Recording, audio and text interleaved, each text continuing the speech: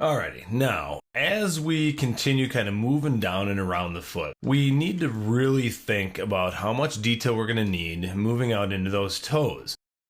So I want to really start trying to plan for that structure as much as possible. So now as we kind of create all the rest of our geometry here, I want to really think about how all of these elements are going to transition together. So as I bring things down, I want to really start thinking about how everything's going to work. So as we look around, we'll see from multiple angles how the muscle structure of the foot actually works, but there's no absolutes to any of this. So I want to really start thinking about how that structure works so I can again start planning for how everything's going to flow and work together. So as we get down toward the bottom of the foot, I'm going to have to adjust the position of vertices to flow with that structure of the foot. But I also really need to think about how all of this is going to transition up and across so that everything works together. Now, if I grab all these edges, we really do need to add another division right in there. So we're going to go loops, flow, connect. We're going to add another one there. And then we're going to grab a couple edges here and we're going to bridge. But in there, having another edge is going to make it so that up here I have a quad rather than a triangle. So having this extra edge in here, that extra subdivision, will make a lot of things easier. So now we can go back up, we'll grab these two edges, we'll bridge there. Again, we've got a single vertex, and then my border gives me 4 edges, or shows me that I have 4 edges there that I can cap. Then when we start to look at how a lot of the transitional areas here are going to work, that's going to soften up and smooth out rather nicely. So I want to check and make sure that I ended up with a single vertex there. And then we're going to go back to the side of the foot and we're going to look at other spots that make sense to bridge. So that one definitely, let's use Zoom Extents. A lot of times in 3ds Max, it seems like my zoom kind of gets broken. I zoom too far, not far enough. And it really kind of comes down to the Zoom Extents getting reset.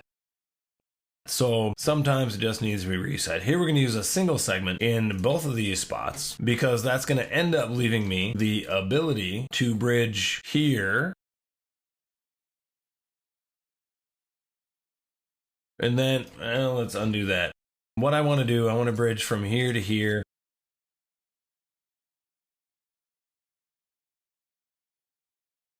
Where do we want to go with that? Let's see.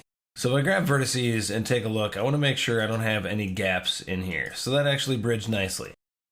So then what I can do is just grab these 3 edges, give myself a flow connect right in the center there, and then open that vertex up a little bit for me to cap right here. So again, it's all quads, and the flow actually works pretty well. So we're always going to need to go back in and kind of adjust things a little bit here and there. But overall, the flow is actually working pretty nicely right through here. So we're going to go back to that relax tool, and I'm going to smooth some of these transitions out from the side of the foot into the top of the foot.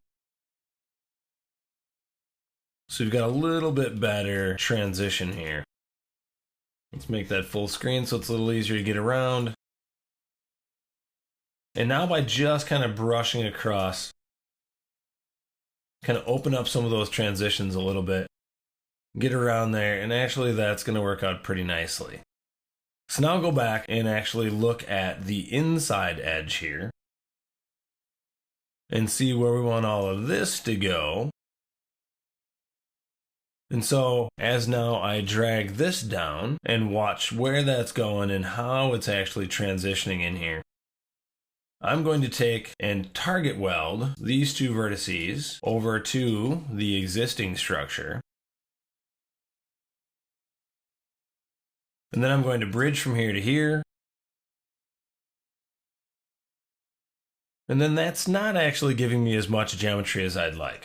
So I'm going to shift grab here, it grabs all the way around that loop, and then I'm going to add a flow connect in there. So now that's going to allow me to get a little bit deeper crease here on the back, but also a much smoother transition here on the inside part of the foot. So now as we grab a couple edges and shift drag them down, we'll again target weld back into the existing structure. And then go back to our relax tool and soften that transition up. Just smooth that all out. Now that that's a little bit smoother, we again need to take a couple vertices here and slide it back in to help define that Achilles tendon a little bit more. That ought to work pretty nicely. We grab a couple here, drag it out a little bit. Same with this part of the ankle. We're going to define that Achilles tendon a little bit more by adjusting the vertices on both sides, both in and out of that transition. Grab there. And now we have a much cleaner, smoother flow through that mesh. And both ankles are actually going to work out pretty nicely. Let's turn on our Turbo Smooth and see. We can see both the inside and the outside here. And those ankle bones look pretty nice. The outside of the ankle is a little more defined. The one on the inside of the ankle is a little more massive. And the transition from the shin down into the foot looks like everything's going to work out pretty nicely.